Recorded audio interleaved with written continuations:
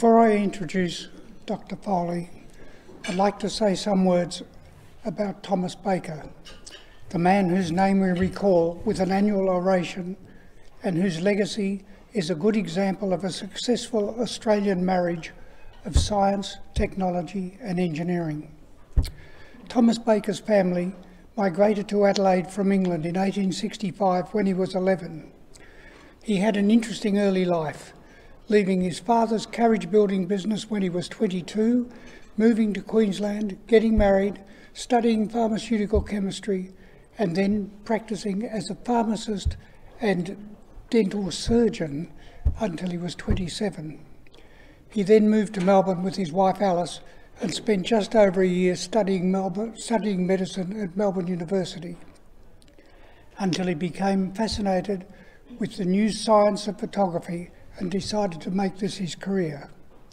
He studied the manufacture of photographic emulsions and developed his own method of coating photosensitive emulsions onto glass plates, letting the emulsions dry and selling them as dry plates, still cumbersome, but a big improvement on the wet plates which had to be coated with liquid emulsion immediately before being put into a camera.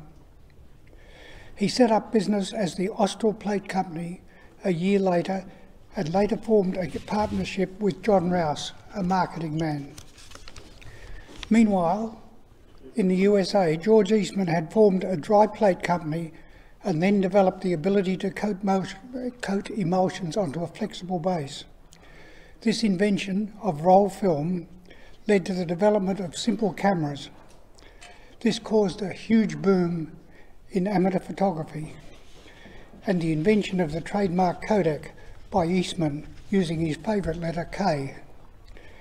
Baker and Rouse's business did well, selling locally manufactured and imported products, and in 1908 was amalgamated with the English Kodak Company to form what was later called Kodak Australasia. This company later became one of only 5 plants around the world manufacturing Kodak film. Baker was always interested in scientific and medical research and registered a number of patents for various products during this time. In 1922, he donated money to set up a biochemical laboratory at the Alfred Hospital in Melbourne. He was a committed Rotarian and was elected president of this Rotary Club in 1928, but died in office in December that year. In his will, he set up a philanthropic trust to support the Alfred Biochemical Laboratory and other charities. That laboratory, grown hugely and renamed the Baker Heart and Diabetes Institute, is now one of Australia's premier medical institutes. Kodak Australasia continued to flourish as a company till the 1990s. In its heyday in the late 1980s, it was Australia's second largest exporter of elaborately transformed manufactures, exporting some $600 million worth of photographic products from its Coburg factory in its peak year. We celebrate today Thomas Baker's successes as a scientist, entrepreneur, manufacturer and philanthropist. Each year for the Oration, we look to get a speaker who can epitomise one or more of these attributes. This year, it's the ability to get practical outcomes from STEM knowledge: science, technology, engineering and mathematics.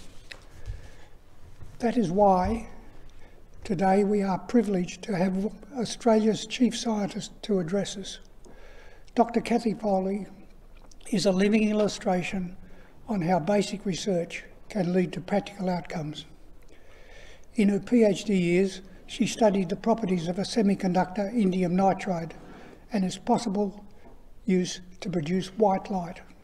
She made breakthrough discoveries, now the basis of energy-saving lighting systems. Dr. Foley then joined CSIRO and worked there for some 30 years, first as a physics researcher and subsequently as CSIRO's chief scientist. While at CSIRO, she worked on the development of squid equipment as a component of a system detecting magnetic fields. Knowing that I was going to talk to Dr. Foley today, I decided not to show my ignorance of modern physics, so I turned to Google and typed in squid. I knew I had got the right article when I saw the meaning of the acronym, Superconducting Quantum Interference Devices. Definitely not your average gadget. When set up properly, an engineered squid system is capable of measuring extremely low magnetic fields. Such a system was produced by Dr. Foley's team. This has led to the detection and subsequent mining of billions of dollars worth of ores. Science, technology, engineering and mathematics all working together for commercial outcome from basic research. I'm sure, therefore, we're all interested in hearing Dr. Foley's thoughts on harnessing the power of science and technology in a rapidly changing world. Please welcome Dr. Foley to the podium.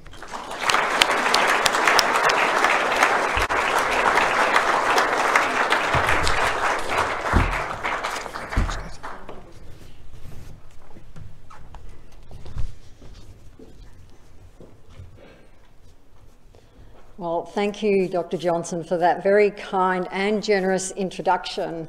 And you'll probably be all glad to know I'm not going to be giving you a lecture about superconducting quantum interference devices.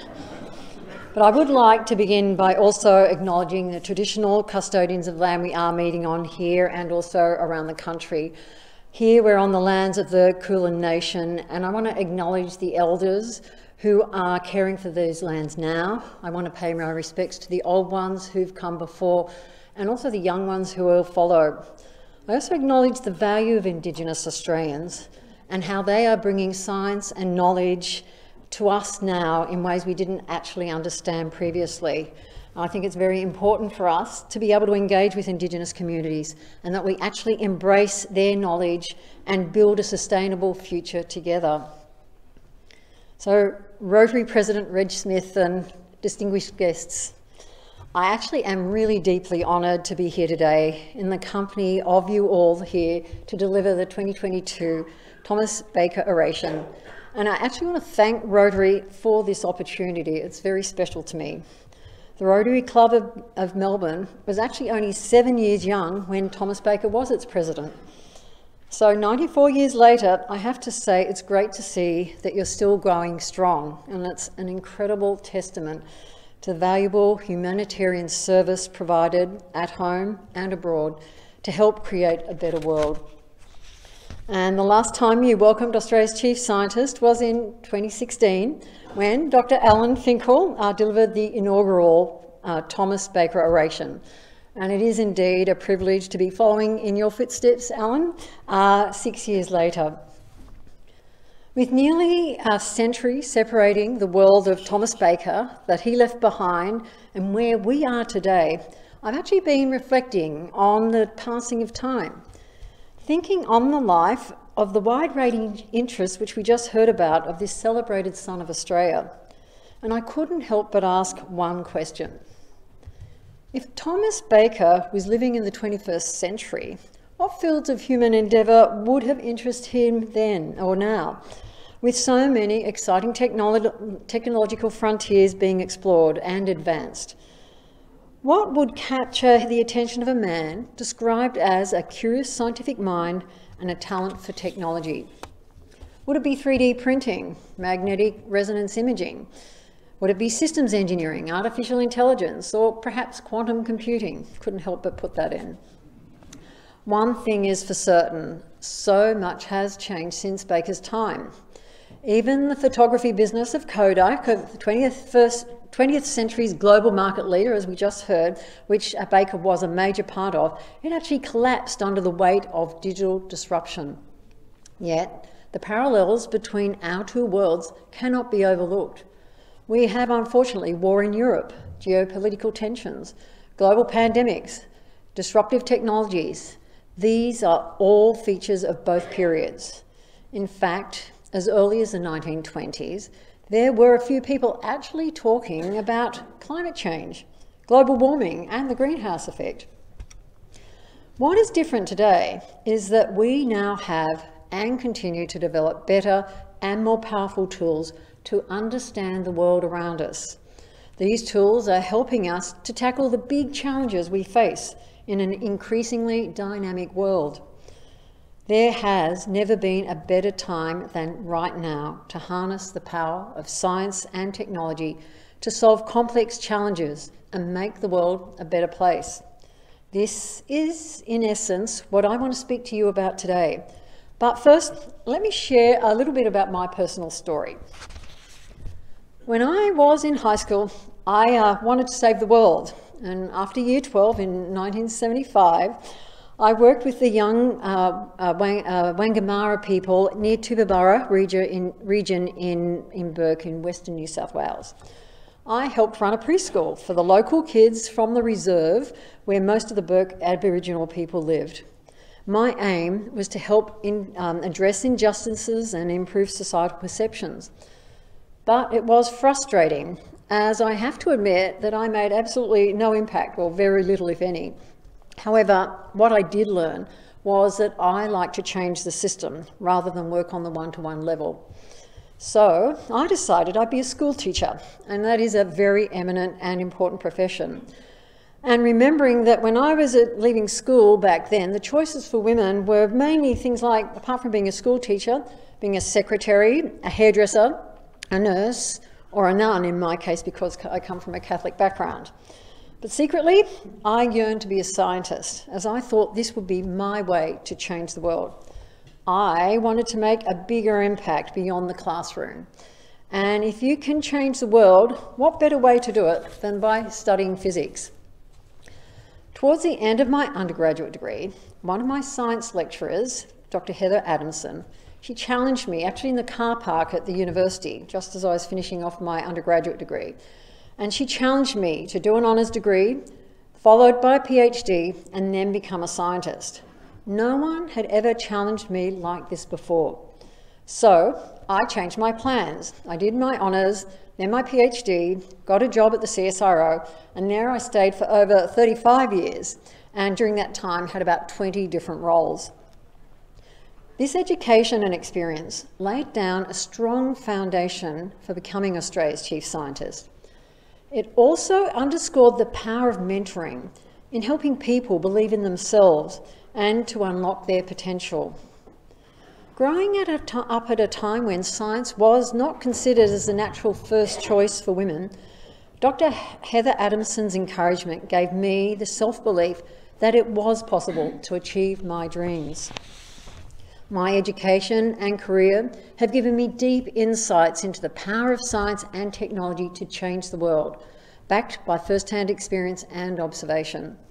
My research work, from semiconductor materials to quantum technologies and their real-life applications, has given meaning to my childhood dream of saving the world. As Australia's Chief Scientist, I have the responsibility to provide advice to government on matters relating to science, technology and innovation. I have the opportunity to make a difference on a national scale by working with a diverse range of individuals to change the system to be more inclusive. I have the opportunity to create a more diverse workforce, and I have the opportunity to ensure we use the full human potential. Embracing diversity is how we gain the novel insights to solve the problems we face, which in turn will result in accelerated application of existing technological solutions and the development of new ones. We can make the world a better place by not just accepting the status quo, but by considering new ways of applying our knowledge to the world's complex problems, and by achieving this by embracing our diversity. These are and were some of the hallmarks of Thomas Baker's success. Baker challenged the status quo. He looked at the system and considered what needed to change or improve, and he considered the value of a diverse workforce.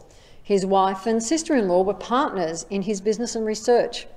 They worked closely together at the lab, testing materials and producing photos at a time when most women were expected to stay at home and be wives and mothers. Baker also liked to experiment, exploring and embracing technology disruption along the way. As Dr. Johnson just told us, he produced and mastered photographic dry plates it was a major advancement over the wet plate process that was the norm of the time. And later, he turned his focus to the roll-to-roll film. In short, we have to say Baker had an innovation mindset. He made the most of resources and opportunities available to him to achieve success. And Australia has much to learn from him.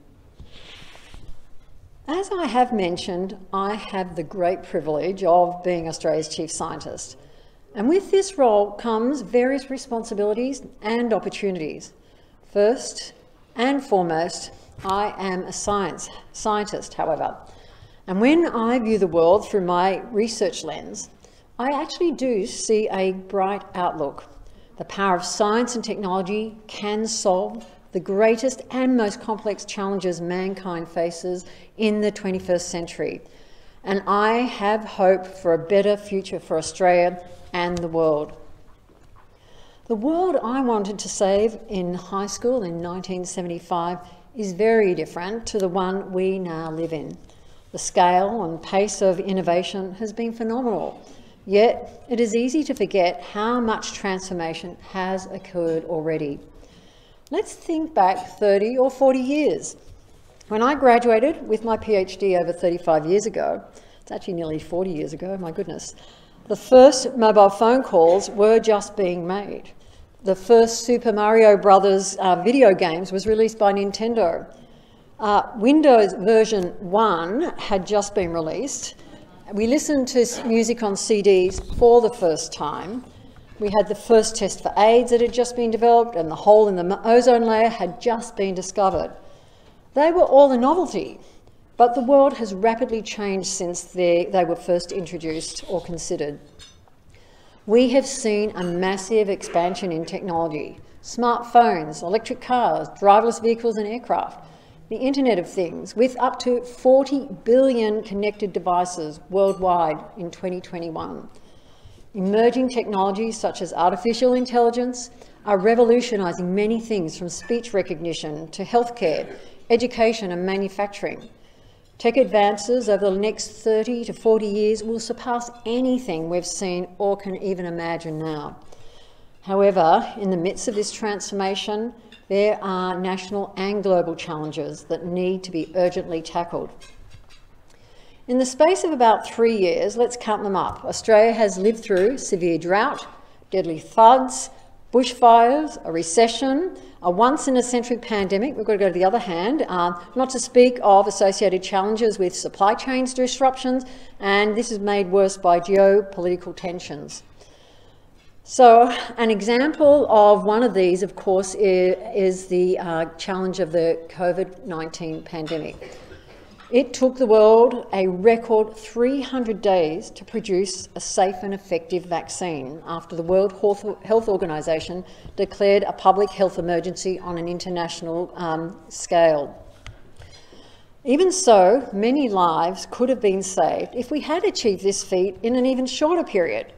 So are we up to the challenge to make vaccines available within 100 days of a future pandemic? I actually think the answer is yes. There has actually been a rule of thumb that it takes about 10 years to develop an effective vaccine for most diseases. And the COVID pandemic has shown that effective vaccines can be developed in months. Food security is another major global challenge. Each night, more than 800 million people around the world go to bed hungry. And that's according to the United Nations World Food Programme. How do we ensure access to sufficient, safe and nutritious food for everyone?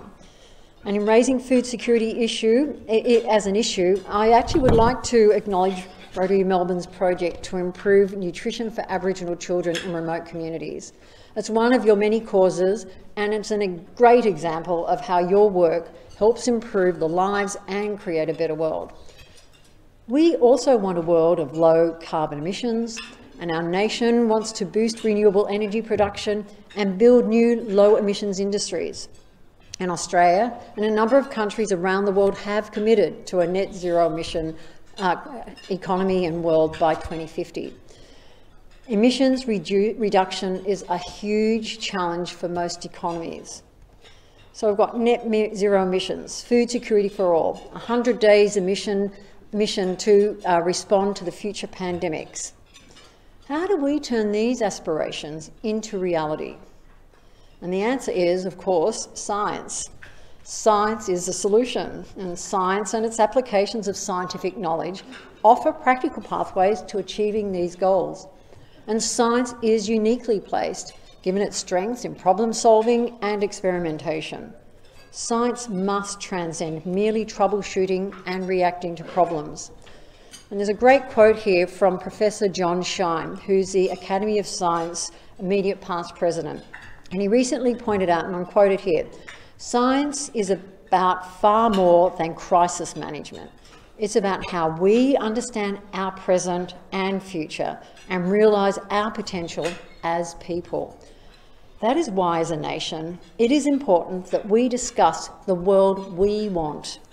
This way, we will be able to have a common vision, identify the challenges and changes we want to see, and realise this vision and design a system to implement them. Now is an opportunity to have more discussion about this in Australia, and it is a great way to see how we can do this right at the beginning. We need to have this conversation, and we need to have it now. We need to look at the whole picture, take a whole of system approach, and see how best we can support the whole research ecosystem, discovery, problem solving and experimentation to build the world we want. When we do this, it will create the ambition in us to seize the opportunities of the 21st century science and technology has to offer, to make the world a better place we want to live in.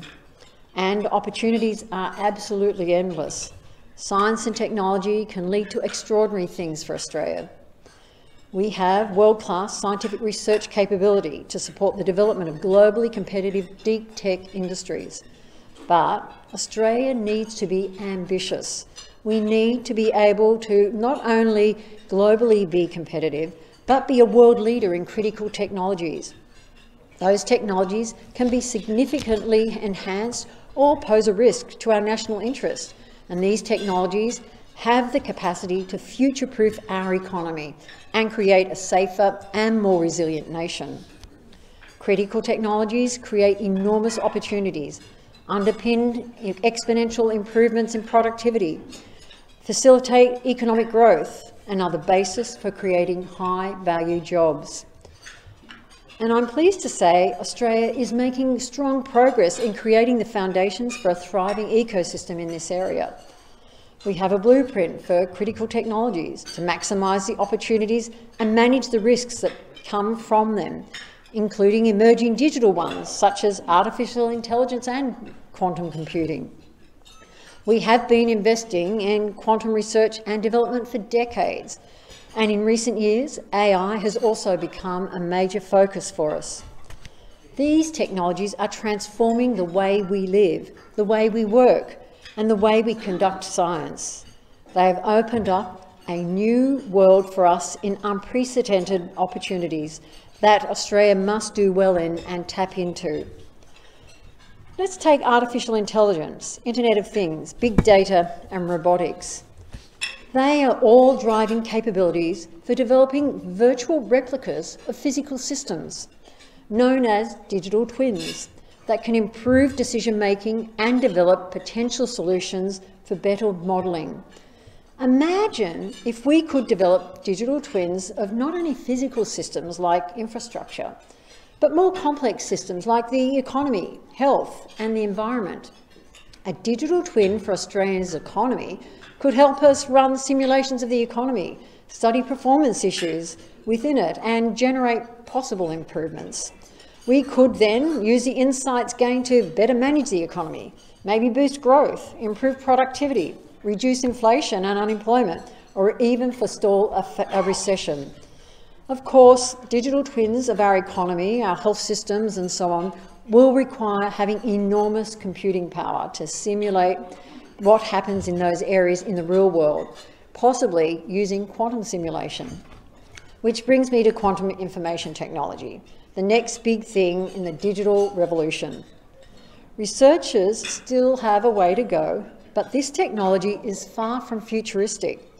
It is already being applied, and its enormous potential means that Australia cannot afford to take its eye off the quantum ball. Quantum IT offers exciting opportunities to solve complex problems across every sphere of human endeavour. For example, it will better enable modelling to assist with the removal of carbon dioxide to mitigate climate change, help design better drugs, more accurately predict changing weather patterns, and develop more efficient ways to combat cybersecurity threats. We should take pride in the fact that Australia is a quantum trailblazer with an international reputation for generating global quantum talent. But we have to make sure this talent remains here to support the industry we want to grow. You may have heard about ANU's quantum random number generator, the world's most sought after quantum number generator. Just last year alone, ANU is said to have received 2.4 billion requests from around the world for random numbers. I know you're thinking, what's that all about? It's things to do with cybersecurity. And that says something about how important this technology is. Companies like IBM, Google, Xanadu and Rigetti are rapidly building quantum computers with ever-increasing capacity, somewhere between 72 and 216 qubits, depending on the technology used, and all of them accessible now for you via the cloud. The race is on to achieve higher numbers of qubits, and both IBM and Google are working towards 1 million qubits by the end of the decade, the holy grail that's needed for a fully error-corrected quantum computer. This is expected to be able to process more pieces of information than the number of particles in the universe. Hard to actually comprehend. And that may sound like sci-fi, but given the pace of advances in digital technology, I don't think it is far-fetched. After all, not too long ago, the idea of using solar panels to power our homes was a novelty. The technology was an emerging one. However, thanks to the solar cell research that was done by the Australian engineer Professor Martin Green in the 1970s, solar panels went from an idea far in the future to being installed on 30% of roofs here in Australia. It made solar photovoltaic technology viable by taking solar cell efficiency initially from 5% to 17%, the absolute best performance at the time. Most commercial panels are now 15 to 20%, with some researchers having developed panels that have around 50% efficiency. But like the black box, Australia did not take this research seriously enough or have the competence and capability to commercialise it. And progress was slow. It was a really hard technological achievement to get it right. Plus, we needed to develop the manufacturing sophistication and develop the right materials. Instead, we let China commercialise this technology. This breakthrough took about 30 years to progress from the lab to the market. And today, 90% of the world's solar panels are made using Professor Green's technology, developed at the University of New South Wales. And as we strive to push the boundaries of our knowledge, there are now teams working on how to harvest solar energy at night. The next challenge, and this is totally inspirational for me because it goes back to my old days of working in semiconductors, where we're, in this case, harnessing different wavelengths of light. Like solar technology, Australia has become a leader in quantum computing. This technology and its potential applications are far beyond what I could ever have imagined when I started working on quantum over 30 years ago. Technologies such as quantum give me optimism about the future of our nation and the world more broadly. Even though we didn't have what it took to capitalise on solar cells in the 1970s, we have got that capability now. And our ambition must be to nail this opportunity for the next generation of our semiconductor and quantum industries. I have heard too many people expressing concern about the future their children and grandchildren are going to face and what kind of world they will be living in. and I can understand why they feel anxious. But the foresight that technologies like digital twins and quantum can deliver, and what they can deliver, gives me great hope for the future. It will enable us to envision and develop solutions to these complex problems like climate change, pandemics and food security, but within much shorter timeframes. Science and the application of scientific knowledge does not take place in a sterile bubble of isolation. It is linked to the social environment in which it operates. Society has a stake in what scientists do, and society is directly impacted by its outcomes, particularly when it's used to inform evidence-based decision-making. As scientists, our key stakeholders include policymakers, businesses, and the Australian community. If we are to maximise science and technology's impact, we must continue to build and maintain the trust of our community. That is how we get the social licence to solve the problems that affect our community. Isn't it a paradox that despite the immense contribution that science and the Australian scientists to our nation have done, people continue to question the science, like the science of climate change and the science of vaccinations? Some people in our community may feel anxious about science and technology. For example, what automation means for the future of jobs. And this is understandable. But a few others have shown a lack of respect for scientific method by refuting widely settled evidence from research and, in some cases, peddling misinformation. And that is frustrating for scientists. That said, and beyond scepticism and denialism born of ideology, Australians and people the world over continue to look at science to solve problems and to support a better future. And is there a better alternative? Snake oil? I don't think so. As we face the challenges of rapidly changing landscapes around us, the world is hungry for science and technology to show us the solutions. If I may borrow from the words of the French philosopher Albert Camus, and this is in his novel The Plague, which I know you've all been reading, because when the COVID pandemic arrived on our shores, Australians didn't dismiss it, but they viewed it as, and this is what he said in his book, only an unpleasant visitor that would leave one day as it had entered. And this was because they trusted, that is us, the Australian people, trusted that science would provide a way out of the pandemic. And we looked to science and technology for a solution. And Australia has seen tremendous cooperation from our community with the public health response. Physical distancing, mask wearing, quarantine, contact tracing, and terrific vaccine uptake.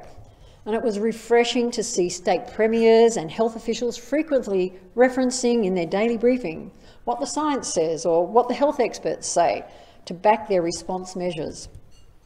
Australians understood that accepting sacrifices for the common good outweighs individual rights, and that is why we've done so very well in this pandemic compared with many other countries. It is an example of trust in science, and it is how it is communicated so everyone can understand it. How science is communicated to the public is an important function of trust in science. We have active engagement, open communication and consultation. They are the critical components for enabling this trust. It is therefore important that we strengthen the connections between the stakeholder community, linking the work of scientists, researchers, innovators with industry and policymakers, and continually striving to commercialise research to support the stronger economy that we all want for our prosperity. Trust in science also stems from scientists being able to show up when it matters. The story of how the Doherty Institute responded quickly in early 2020 to grow the novel coronavirus from a patient sample here in Melbourne and share it with the laboratories around the world offers great inspiration. By providing open access to the virus, the Doherty Institute accelerated the accurate investigation and diagnosis of the virus globally and subsequently facilitated assessment of the effectiveness of trial vaccines. Overall, the accelerated development of the COVID-19 vaccines also showed how open access to research literature can be an enormous boon for science and the world at large. And this is why I am a staunch advocate for open access. Open access to the academic research literature enables great research and innovation outcomes through better access to knowledge. Locking science behind paywalls, as is too commonly the norm in this electronic age, does little to promote science. Australia can do better. And so one of my goals as Australia's Chief Scientist is to work with science stakeholders to explore the potential for a national open access strategy to improve access to research literature for everyone residing here in Australia.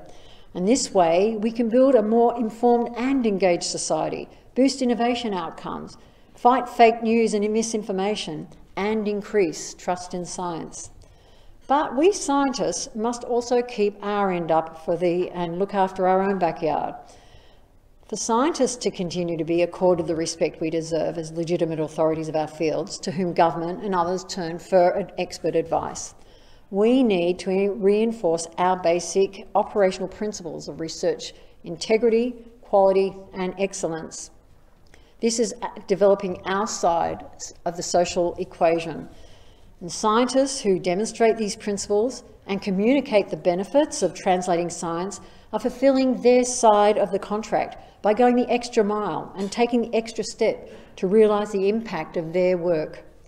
That means greater emphasis on rigorous methods and processes for conducting research to ensure integrity, quality and excellence, and building ethics into the process right from the beginning. A common understanding of and adherence to these standards will build trust. With trust comes respect and the social licence to use science and technology to solve these problems that our community and the world wants solved. So don't get me wrong, I'm not suggesting that science and technology is a panacea for all our challenges.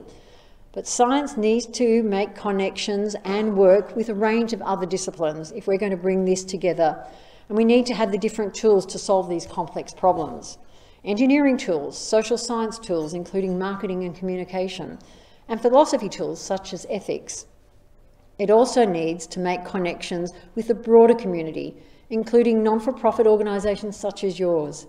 You can all play an important role in helping science by obtaining that social licence to operate, bringing along the people you work with in the community, explaining why science and technology are so important for our nation.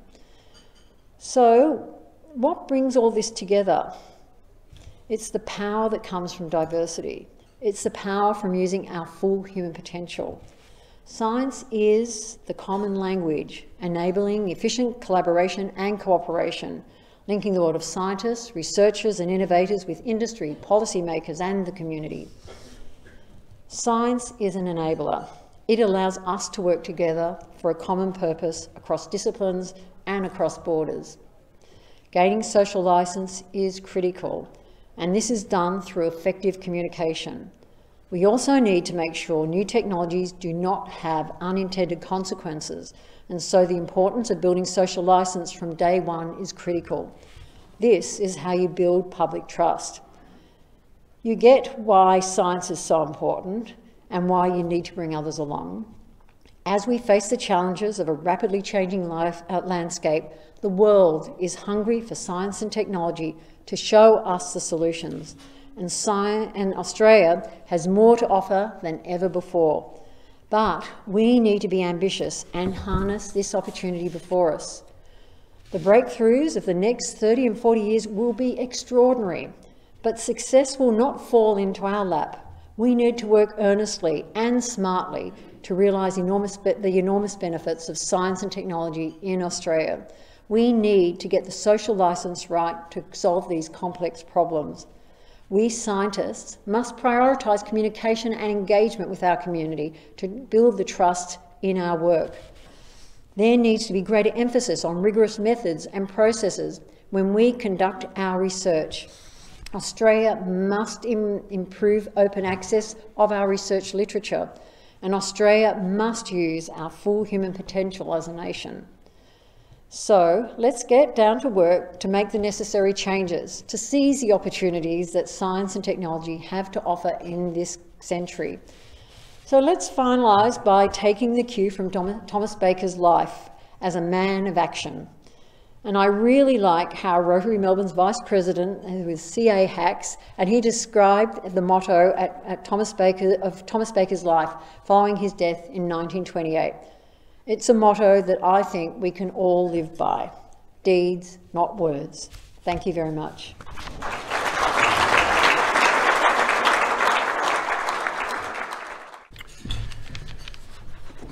Well, thank you very much, Cathy. It's clear that Australia's science progress is in very good hands. Cathy's got the vision. She's challenged any of us here in a position to help implement that vision and see us through to a better future. So I'd like to present you, Cathy, with some socks. Fantastic. Some Rotary 100 socks.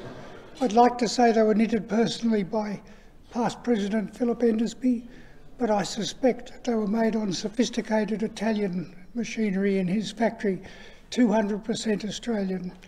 And we also got a couple of books on the history of this Melbourne Rotary Club.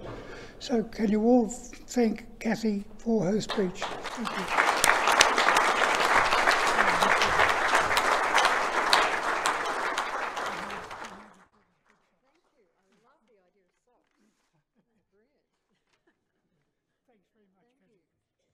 I'd like to ask now President Ridge to take over the meeting.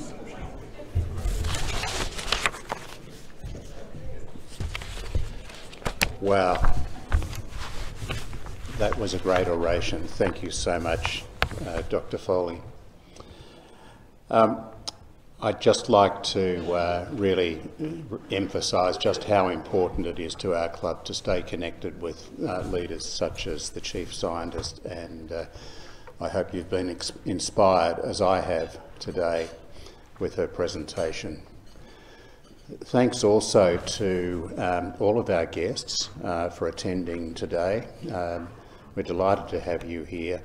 If any of you would like to leave your business card with Joe Mavros, our office manager, if you'd like to keep connection with the club, we'd be delighted to take possession and treat it respectfully. And thank you also to members who are both attending in person and online.